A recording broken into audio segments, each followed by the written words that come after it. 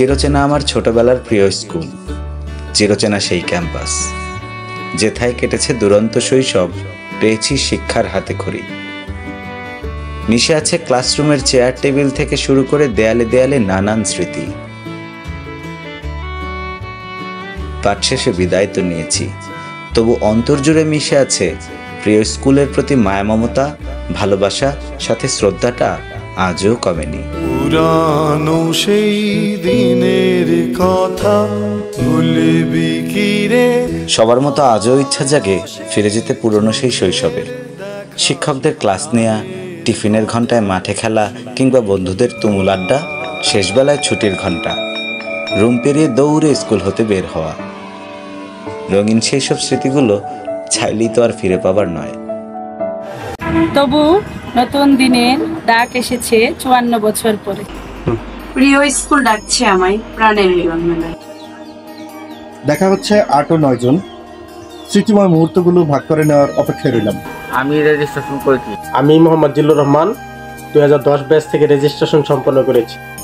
আমি 2015 ব্যাচ থেকে রেজিস্ট্রেশন করেছি। আমি 2011 ব্যাচ থেকে রেজিস্ট্রেশন সম্পন্ন করেছি। আমি 2017 ব্যাচ থেকে রেজিস্ট্রেশন সম্পন্ন করেছি। আমি নিবন্ধন করেছি। আসছি প্রথম পূর্ণমিলনী অনুষ্ঠান ও সাংস্কৃতিক অনুষ্ঠান 2025-এ। আপনি আসছেন তো? নিবন্ধন কার্যক্রম চলবে 15 দিন ব্যাপী, 20 এপ্রিল 2025 হতে 5 মে 2025 পর্যন্ত। কথা হবে প্রিয় প্রাঙ্গণে। আমি মোহাম্মদ ইসমাইল হোসেন, প্রধান শিক্ষক, দনপুর আসমত-আলী পাবলিক উচ্চ বিদ্যালয়।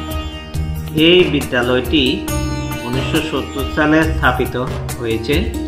1970 সাল থেকে 2025 অবধি আমরা লক্ষ্য করেছি প্রতিষ্ঠানটি অত্যন্ত সাফল্যের সাথে ধীরে ধীরে এগিয়ে যাচ্ছে। তার জন্য আমরা অধীর আগ্রহ নিয়ে অপেক্ষা করছি। সেটা হলো 2025-এর ঈদ পূর্ণমিলনী অনুষ্ঠান। তা আমি আশা করব যে এখানে যে আমাদের যে অগ্রজ যারা রয়েছে সকলে যেন আগামী ঈদ পূর্ণমিলনী অনুষ্ঠানে অংশগ্রহণ করতে পারে। আর যারা এই উদ্যোগটা নিয়েছে আমি তাদেরকে স্বাগত জানাই এবং তাদের সুস্বাস্থ্য কামনা করি এবং এই প্রতিষ্ঠানের উত্তরোত্তর সমৃদ্ধি কামনা করি। তো এবারের বিষয়টা সম্পূর্ণ ব্যতিক্রম মনে হচ্ছে আমার কাছে, এবং আমার কাছে খুব ভালো লাগছে যে আমার প্রিয় শিক্ষার্থীরাই এই উদ্যোগটা নিয়েছে, আমার স্কুলের ছাত্ররা। এই জন্য আমি তাদেরকে স্বাগত জানাই এবং ঈদ পূর্ণমিলনী অনুষ্ঠানে নারীর টানে নিরে ফিরে এসে অবকাশে তারা সবার সাথে দেখা সাক্ষাৎ করতে পেরে আমার মনে হয় এটা একটা আনন্দঘন পরিবেশ সৃষ্টি হবে। আর প্রতিষ্ঠানের উত্তরোত্তর সফলতা কামনা করে যারা এই উদ্যোগটা নিয়েছে তাদের সফলতা কামনা করে এবং এই অনুষ্ঠানটি যে সাফল্যমণ্ডিত হয় আমি আমার শিক্ষকদের পক্ষ থেকে এই প্রত্যাশা রাখি।